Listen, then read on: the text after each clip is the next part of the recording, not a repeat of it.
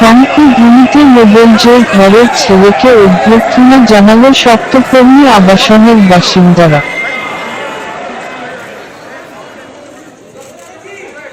মঙ্গলবার সন্ধ্যায় দিল্লি থেকে কলকাতা বিমানবন্দরে নামেন নোবেল জয়ী অর্থনীতিবিদ অভিজিৎ বিনায়ক ব্যানার্জি।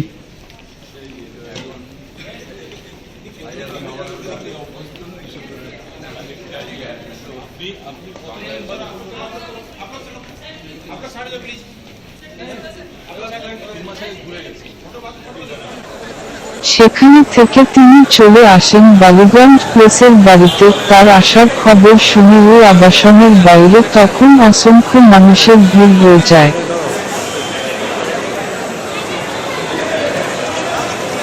আবাসন চত্বরে আসা মাত্রই আবাসনের বাসিন্দারা শঙ্খধ্বনিতে তাকে স্বাগত জানান।